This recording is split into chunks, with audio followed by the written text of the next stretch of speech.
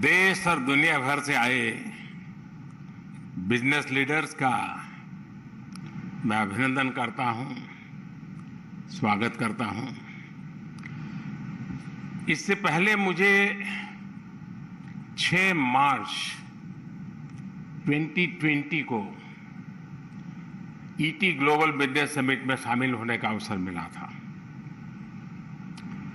ऐसे तो 3 साल का समय बहुत लंबा नहीं होता, लेकिन अगर इस 3 साल के स्पेसिफिक टाइम पीरियड को देखें तो लगता है कि पूरे विश्व ने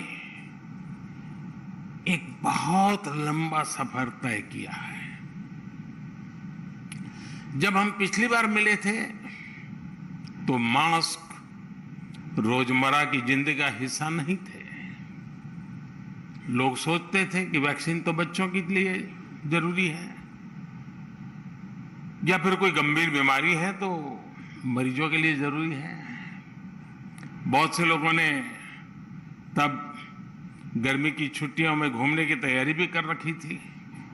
कुछ करेगा तो टिकट होटल बुक हुए होंगे। लेकिन 2020 की उस ईटी समिट के ठीक 5 दिन बाद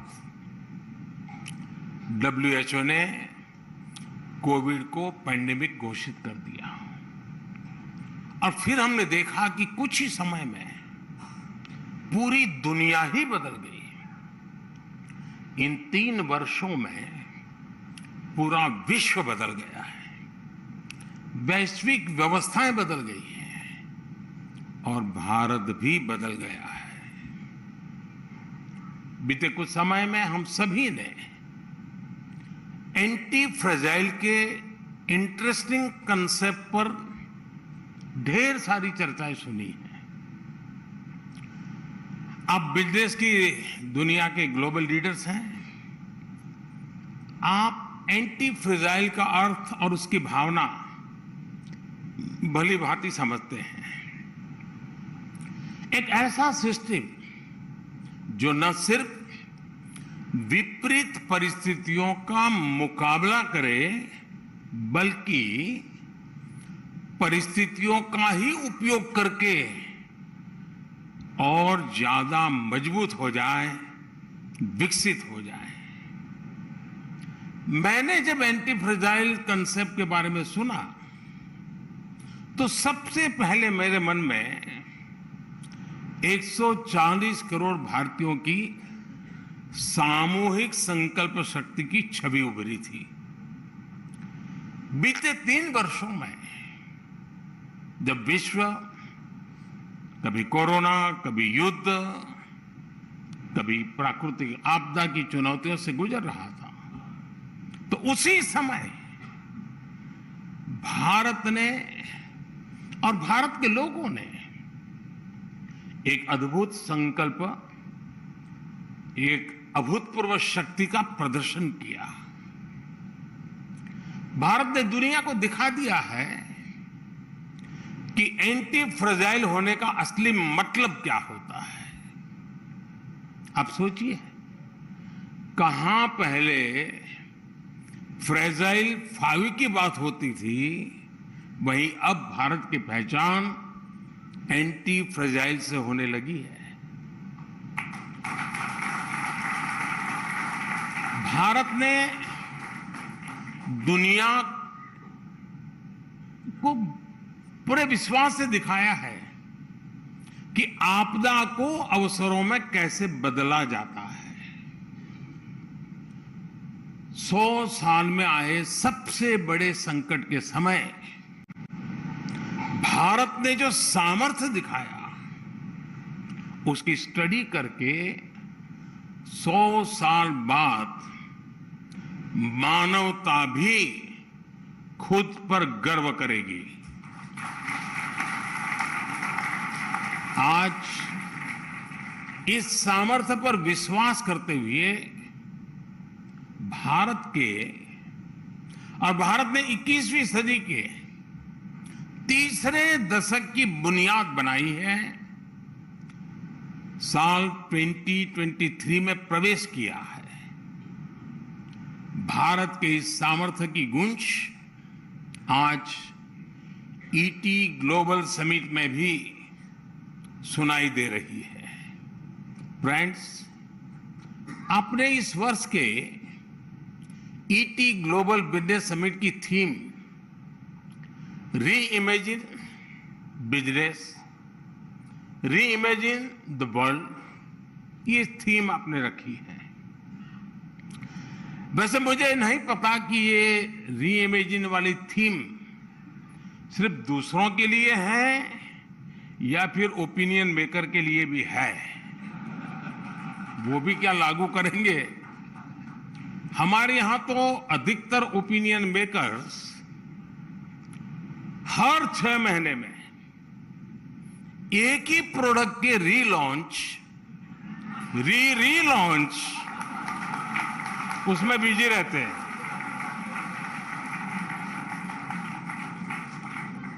और इस रीलॉन्च में भी वो री इमेजिनेशन नहीं करते।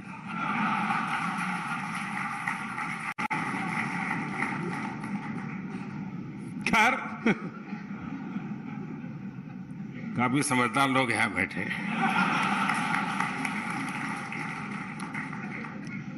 जो भी हो, लेकिन ये आज के समय के लिए बहुत ही रिलेवेंट थीम है, क्योंकि जब देश ने हमें सेवा का अवसर दिया तो हमने पहला काम यही किया कि जरा भाई री इमेजिन करें। 2014 में स्थिति ये थी कि लाखों करोड़ों के घोटालों की वजह से देश की साख दांव पर लगी हुई थी। भ्रष्टाचार की वजह से गरीब अपने हक की चीजों के लिए भी तरस रहा था। युवाओं की एस्पिरेशंस परिवारवाद और भाई भतीजावाद की बलि चढ़ रहे थे। पॉलिसी पैरालिसिस की वजह से इंफ्रास्ट्रक्चर प्रोजेक्ट्स में बरसों की देरी हो रही थी। ऐसे सोच और अप्रोच के साथ देश का तेजी से आगे बढ़ना मुश्किल था। इसलिए हमने तय किया कि गवर्नेंस के हर सिंगल एलिमेंट को री इमेजिन करेंगे, री इन्वेंट करेंगे। सरकार गरीबों को एम्पावर करने के लिए वेलफेयर डिलीवरी को कैसे सुधारे, हमने ये री इमेजिन किया। सरकार अधिक एफिशिएंट तरीके से कैसे इंफ्रास्ट्रक्चर बना सके, हमने ये री इमेजिन किया। सरकार का देश के नागरिकों के साथ कैसा रिश्ता हो, रिलेशन हो, हमने री इमेजिन किया। मैं आपको वेलफेयर डिलीवरी से जुड़ी री इमेजिनेशन पर विस्तार से थोड़ा बताना चाहता हूं। गरीबों के पास भी बैंक अकाउंट हो, गरीबों को भी बैंक से लोन मिले, गरीब उनके लिए अपने घर और प्रॉपर्टी के राइट्स मिले, उन्हें टॉयलेट, इलेक्ट्रिसिटी और क्लीन कुकिंग फ्यूल या फिर तेज इंटरनेट कनेक्टिविटी मिले, इनकी पहले उतनी जरूरत ही नहीं समझी जाती थी। इस सोच को बदला जाना, री इमेजिन किया जाना बहुत जरूरी था। कुछ लोग गरीबी हटाओ की बातें भले करते थे, लेकिन सच्चाई ये थी कि पहले गरीबों को देश पर बोझ माना जाता था। इसलिए उन्हें अपने हाल पर छोड़ दिया गया था, जबकि हमारा फोकस गरीबों को एम्पावर करने पर है, ताकि वे देश की तेज ग्रोथ में अपने पूरे पोटेंशियल के साथ कंट्रीब्यूट कर सके। डायरेक्ट बेनिफिट ट्रांसफर, डीबीटी का एग्जाम्पल आपने भली भांति आपकी नजर गई होगी। आप जानते हैं कि हमारे यहां गवर्नमेंट स्कीम्स में करप्शन, लीकेज और मिडिलमैन, ये बातें आम तौर पर कॉमन थी और समाज ने भी स्वभाव से स्वीकार कर लिया था। सरकारों का बजट, सरकारों की स्पेंडिंग बढ़ती गई, लेकिन गरीबी बढ़ते गए, गरीबी भी बढ़ती गई। आज से 4 दशक पहले तब के प्रधानमंत्री राजीव गांधी जी ने कहा था कि वेलफेयर के लिए 1 रुपया दिल्ली से भेजते हैं तो बेनिफिशियरी तक पहुंचते पहुंचते वो 15 पैसा हो जाता है। कौन सा पंजा घिसता था मुझे मालूम नहीं है।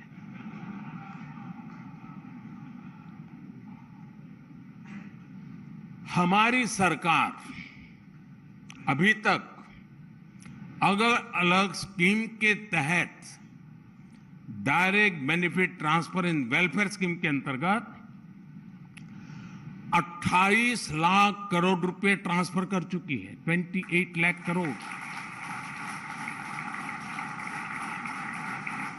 अब आप सोचिए, राजीव गांधी जी ने जो कहा था उसी बात को मैं आज के साथ जोड़ूं तो 1 रुपये में से 15 पैसा पहुंचता वाली बात को पकड़ूं तो 85% यानी कि 24 लाख करोड़ ये रकम किसी के जेब में चली गई होती, किसी ने लूट लिया होता, रफा दफा हो गई होती और सिर्फ 4 लाख करोड़ रुपया गरीब के पास पहुंचा होता। लेकिन चूंकि मैंने रीइमेजिन किया, डीबीटी की व्यवस्था को प्राथमिकता दी, आज 1 रुपया दिल्ली से निकलता है, 100 के 100 पैसे उसके पास पहुंचते हैं। ये है रीइमेजिन। साथियों, कभी नेहरू जी ने कहा था कि जिस दिन हर भारतीय के पास टॉयलेट की सुविधा होगी, उस दिन हम जान जाएंगे कि देश विकास की एक नई ऊंचाई पर है। मैं ये पंडित नेहरू जी की बात कर रहा हूं। कितने साल पहले की होगी आप अंदाज कर सकते हैं। मतलब नेहरू जी को भी समस्या का पता था, लेकिन समाधान की तत्परता नजर नहीं आई। और इस वजह से देश का बहुत बड़ा हिस्सा लंबे समय तक मूल सुविधाओं से वंचित रहा। 2014 में जब हमें सेवा करने का अवसर मिला तो देश के ग्रामीण इलाकों में सैनिटेशन कवरेज 40% से भी कम था। जब हम आए उस समय 40% से भी कम था। हमने इतने कम समय में 10 करोड़ से ज्यादा शौचालय बनाए, स्वच्छ भारत अभियान शुरू किया। आज देश के ग्रामीण इलाकों में सैनिटेशन कवरेज 100% तक पहुंच गया है। मैं आपको एस्पिरेशनल डिस्ट्रिक्ट का भी एक उदाहरण देना चाहता हूं। रीइमेजिन वाला विषय जब ये आपने रखा है तो मैं उसी दायरे में अपने आप को रखना चाहता हूं। हालत ये थी कि वर्ष 2014 में देश में 100 से ज्यादा ऐसे डिस्ट्रिक्ट थे जिन्हें बहुत ही बैकवर्ड माना जाता था। इन जिलों की पहचान थी गरीबी, पिछड़ापन, ना सड़क, ना पानी, ना स्कूल, ना बिजली, ना अस्पताल, ना शिक्षा, ना रोजगार। और इनमें हमारे देश के ज्यादातर आदिवासी भाई बहन इन इलाकों में रहते थे। हमने बैकवर्ड के इस कंसेप्ट को रीइमेजिन किया और इन जिलों को एस्पिरेशनल डिस्ट्रिक्ट्स बनाया। पहले इन डिस्ट्रिक्ट्स में ऑफिसर्स को पनिशमेंट पोस्टिंग के रूप में भेजा जाता था। आज वहां बेस्ट एंड यंग ऑफिसर्स को डेप्यूट किया जाता है। आज central government, PSUs, state governments, district administration सभी मिलकर इन डिस्ट्रिक्ट के टर्न अराउंड के लिए पूरी मेहनत से काम कर रहे हैं। इसके कारण हमें बेहतर रिजल्ट्स भी मिलने लगे और इसका रियल टाइम मॉनिटरिंग हो रहा है जी। टेक्नोलॉजी का भरपूर उपयोग किया जा रहा है। अब जैसे उत्तर प्रदेश के एस्पिरेशनल डिस्ट्रिक्ट फतेहपुर में इंस्टीट्यूशनल डिलीवरी अब 40% से बढ़कर के 91% हो गई है और उसके कारण माता मृत्यु दर, शिशु मृत्यु दर में बहुत बड़ी कमी आई है। मध्य प्रदेश का एस्पिरेशनल डिस्ट्रिक्ट बड़वानी, वो पूरी तरह इम्यूनाइज बच्चों की संख्या 40% से बढ़कर के 90% हो गई है। बच्चों की जिंदगी की चिंता हुई। महाराष्ट्र के एस्पिरेशनल डिस्ट्रिक्ट वाशिम में टीबी ट्रीटमेंट का सक्सेस रेट 40% हुआ करता था, वो बढ़कर के करीब करीब 90% हो गया है।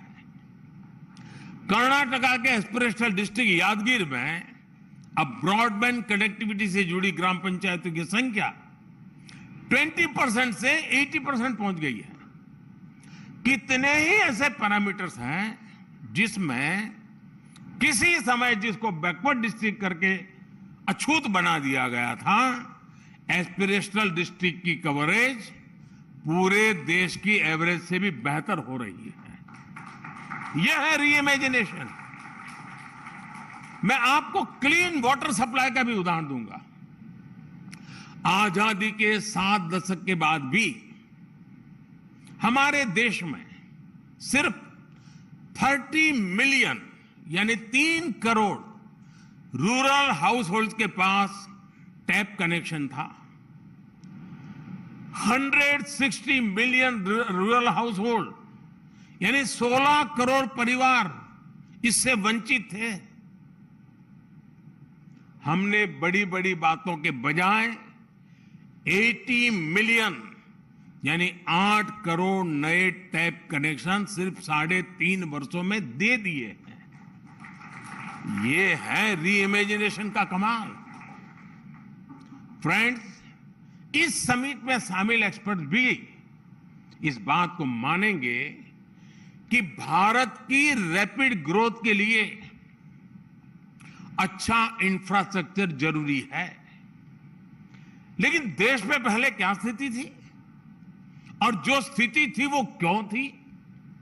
इवन ईटी में तो बड़े बड़े एडिटोरियल्स इस पर छपे हैं, लोगों ने अपनी ओपिनियन दी है और उनमें जो बात प्रमुखता से रही है वो ये कि हमारे यहां इंफ्रास्ट्रक्चर से जुड़े फैसलों में देश की जरूरत को कम देखा जाता था और राजनीतिक महत्वाकांक्षा को प्राथमिकता दी जाती थी। इसका जो नतीजा निकला उसका भुक्तभोगी पूरा देश रहा है। अगर कहीं रोड्स भी बननी है तो पहले देखा जाता था कि सड़क बनने के बाद वोट मिलेंगे या नहीं मिलेंगे, ट्रेन कहां रुकेगी, कहां चलेगी, ये भी राजनीतिक नफा नुकसान देखकर तय होता था। यानी इंफ्रास्ट्रक्चर की ताकत को पहले कभी समझा ही नहीं गया। हमारे पास, और ये आपको चौंकाने वाली चीजें लगेगी कि कभी ईटी वालों ने लिखा नहीं होगा,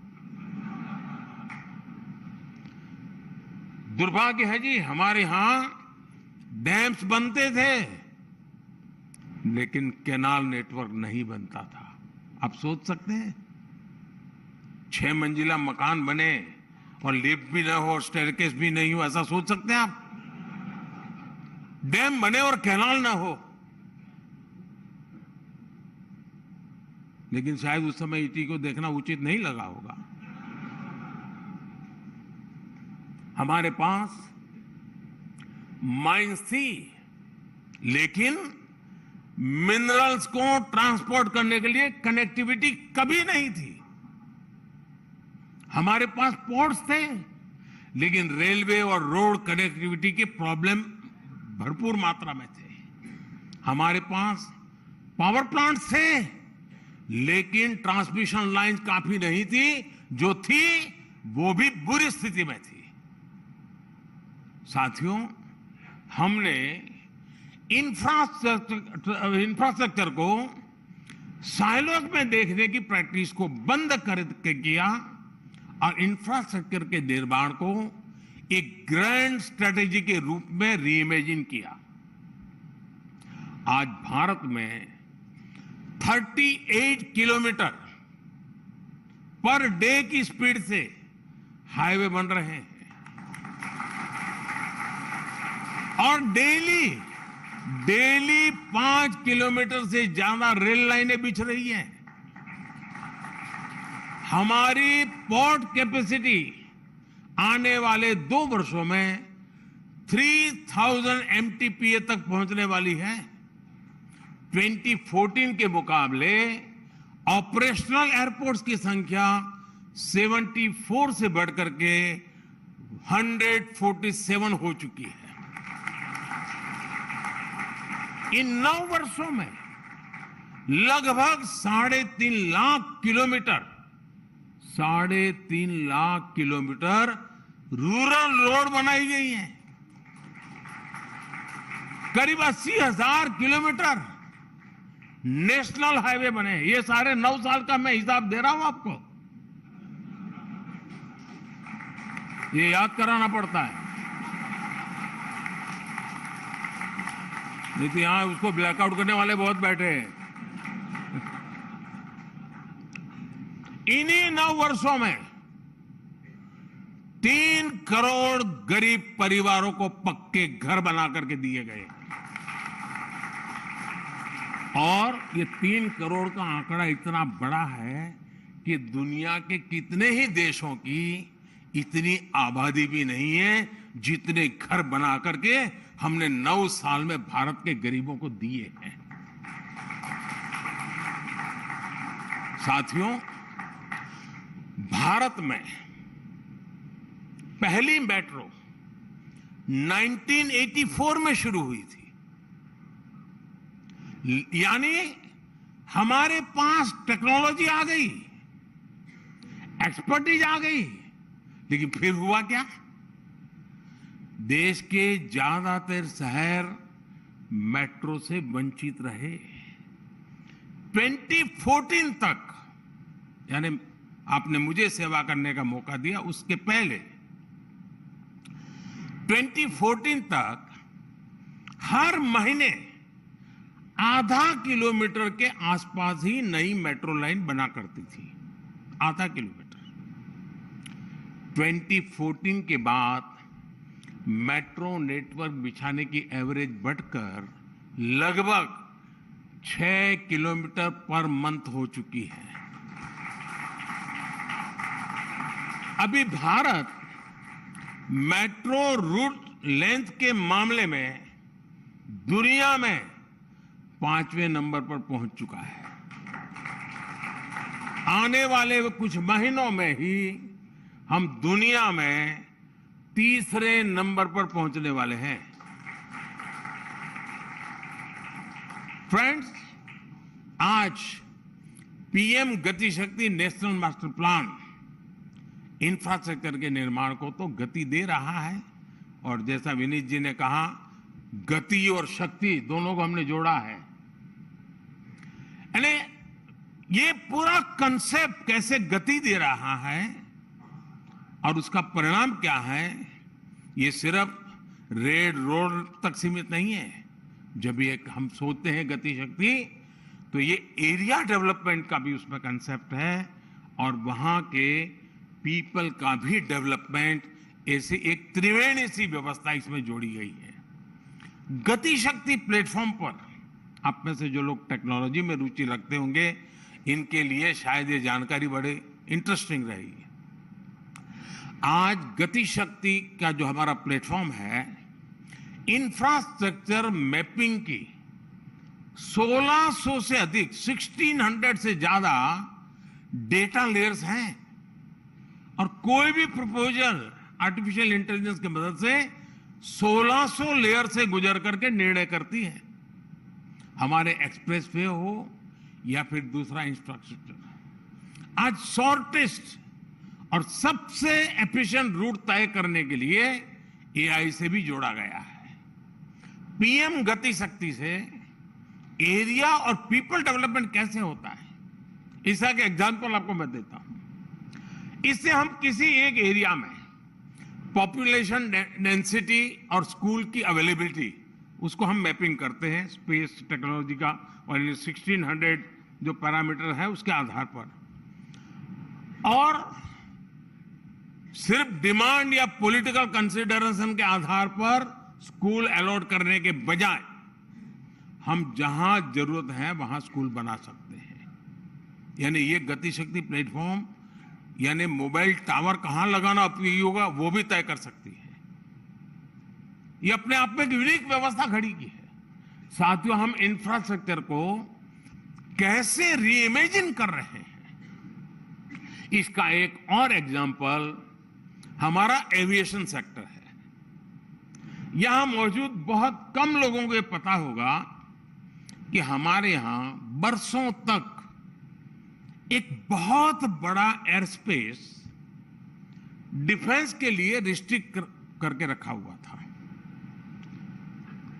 और इस वजह से हवाई जहाजों को भारत में कहीं भी आने जाने में ज्यादा समय लगता था, क्योंकि वो अगर डिफेंस का एयर स्पेस है तो आप वहां नहीं जा सकते, आपको घूम करके जाना पड़ता था।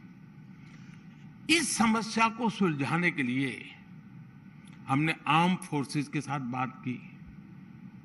आज 128 एयर रूट्स को सिविलियन मूवमेंट के लिए भी खोला जा चुका है।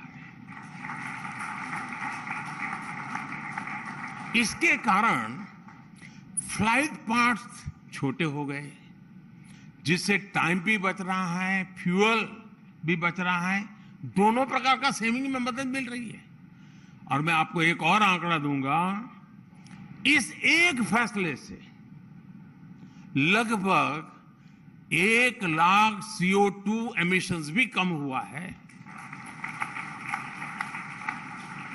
ये होती है रीइमेजिनेशन की ताकत।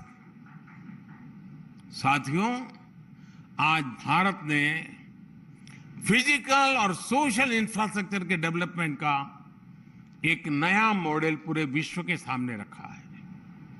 इसका कंबाइंड उदाहरण हमारा डिजिटल इंफ्रास्ट्रक्चर है।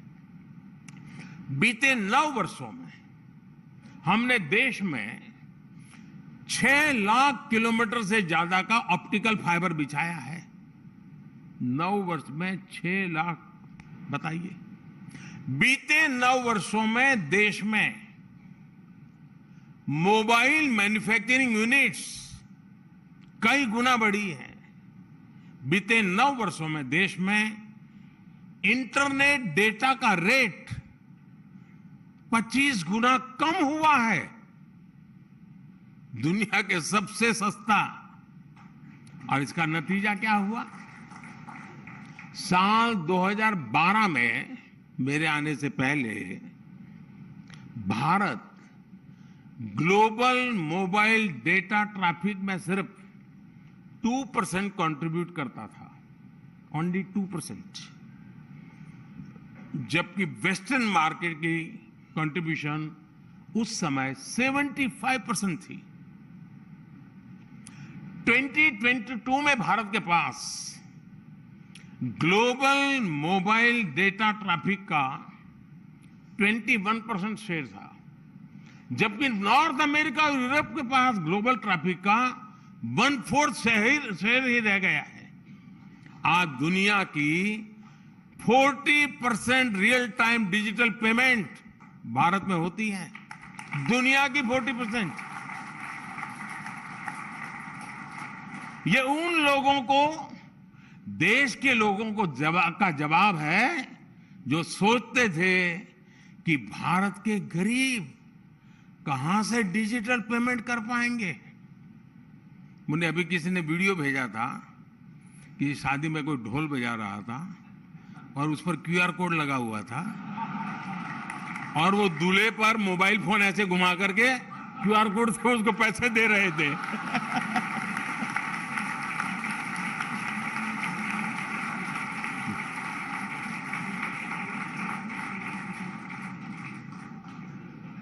रीइमेजिनेशन के इस दौर में भारत के लोगों ने ऐसे लोगों की सोच को ही रिजेक्ट कर दिया है जो एक पार्लियामेंट में बोलते थे तो गरीब ये कहां से करेगा। मेरे देश के गरीब की ताकत का कभी उनको अंदाज नहीं था जी, मुझे है।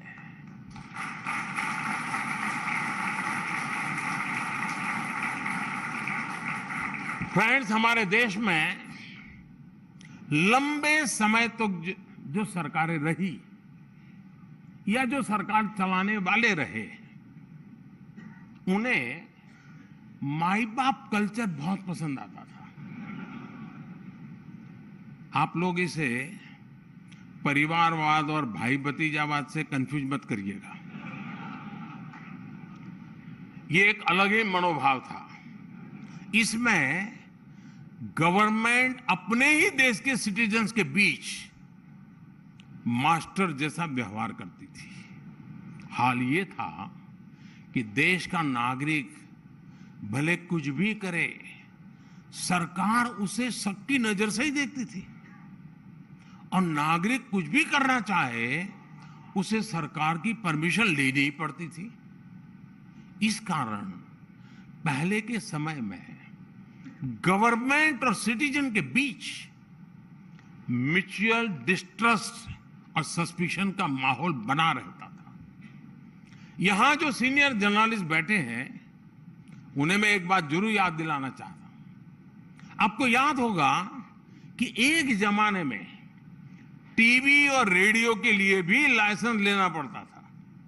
इतना ही नहीं, इसे ड्राइविंग लाइसेंस की तरह ही बार बार रिन्यू भी करवाना पड़ता था। और ये किसी एक सेक्टर में नहीं बल्कि लगभग हर सेक्टर में था।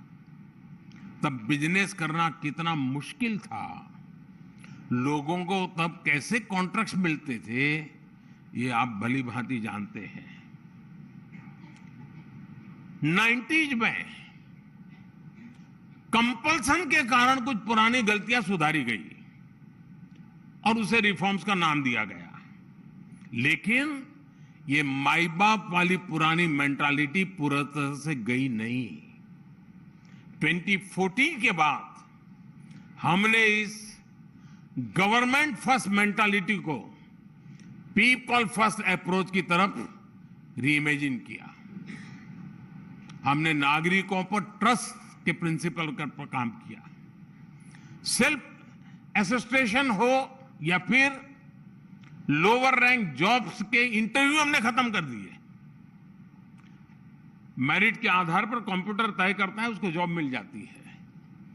छोटे छोटे इकोनॉमिक ऑफेंस को डीक्रिमिनलाइज करना हो या फिर जन विश्वास बिल हो, कोलेटरल फ्री मुद्रा लोन्स हो या फिर एमएसएमई के लिए सरकार खुद गारंटर बने, ऐसे हर प्रोग्राम, हर पॉलिसी में ट्रस्टिंग द पीपल ही हमारा मंत्र रहा है। अब टैक्स कलेक्शन का एग्जाम्पल भी हमारे सामने है। 2013-14 में देश का ग्रॉस टैक्स रेवेन्यू लगभग 11 लाख करोड़ रुपए था 2013-14 में। जबकि 23-24 में ये 33 लाख करोड़ रुपए से अधिक रहने का एस्टिमेट है। यानी 9 साल में ग्रॉस टैक्स रेवेन्यू में 3 गुना की वृद्धि हुई है। और ये तब हुआ है जब हमने टैक्स रेट घटाया है। समीर जी के सुझाव के वाले तो मैं अभी छूना नहीं है, हमने तो घटाया है। इसके जवाब में मैं चाहूंगा, आप आज जो दुनिया से जुड़े हैं उसके साथ सीधा संबंध है, मैं 3 बातों पर फोकस करना चाहता हूं। पहला ये कि टैक्स पेयर्स का नंबर बढ़ा है। अब मुझे बताइए, टैक्स पेयर का नंबर बढ़ा, उसकी क्रेडिट किसको दोगे आप? बहुत स्वाभाविक है, सरकार के खाते में जाता है। या फिर यह कहा जा सकता है कि अब लोग ज्यादा ईमानदारी से टैक्स पे कर रहे हैं। अगर यह भी है तो भी क्रेडिट सरकार को ही जाता है। तो बॉटम लाइन यह है कि जब टैक्स पेयर को लगता है कि उसका दिया टैक्स पाई पाई जनहित में, देश हित में, जन कल्याण में, देश कल्याण में ही उपयोग होगा, तो ईमानदारी से टैक्स भरने के लिए आगे आता है, उसको मोटिवेशन मिलता है। और ये आज देश देख रहा है। और इसलिए मैं टैक्स पेयर का आभार व्यक्त करता हूं कि सरकार की ईमानदारी पर भरोसा करके वह सरकार को टैक्स देने के लिए आगे आ रहे हैं। सीधी सी बात है कि लोग आप पर जब तब ट्रस्ट करते हैं जब आप उन पर ट्रस्ट करते हैं। भारत के टैक्स सिस्टम में आज जो बदलाव आया है, और वो इसी वजह से आया है। टैक्स रिटर्न्स के लिए हमने प्रोसेस को सिंप्लीफाई करने के लिए ट्रस्ट के आधार पर ही प्रयास किए। हम फेसलेस असेसमेंट के लेकर के आए। मैं आपको एक फिगर देना चाहता हूं। इनकम टैक्स डिपार्टमेंट ने इस साल 6.5 करोड़ से अधिक रिटर्न्स को प्रोसेस किया है। इनमें से करीब करीब 3 करोड़ रिटर्न्स 24 घंटे में प्रोसेस हुए हैं। बाकी जो रिटर्न्स थे वो भी कुछ ही दिन में प्रोसेस हो गए और पैसा भी रिफंड हो गया। जबकि इसी काम में पहले औसतन 90 दिन लग जाते थे और लोगों के पैसे 90 दिन पड़े रहते थे जी। आज वो घंटों में किया जाता है। कुछ साल पहले तक ये अकल्पनीय था, लेकिन इसे भी री इमेजिनेशन की ताकत ने सच कर दिखाया है। साथियों, आज भारत की समृद्धि में दुनिया की समृद्धि है। भारत के ग्रोथ में दुनिया की ग्रोथ है। भारत ने G20 की जो थीम तय की है, one world, one family, one future, दुनिया की अनेक चुनौतियों का समाधान इसी मंत्र में है। साझा संकल्पों से, सबके हित की रक्षा से ही ये दुनिया और बेहतर हो सकती है। ये दशक और आने वाले 25 साल भारत को लेकर अभूतपूर्व विश्वास के हैं। सबके प्रयास से ही भारत अपने लक्ष्यों को तेजी से प्राप्त करेगा। मैं आप सभी का आह्वान करूंगा कि भारत की विकास यात्रा से ज्यादा जुड़े। और जब भारत की विकास यात्रा से जुड़ते हैं आप, तब भारत आपको विकास की गारंटी देता है। आज ये भारत का सामर्थ्य है। मैं इटी का आभारी हूं कि मुझ जैसे व्यक्ति को यहां बुलाया।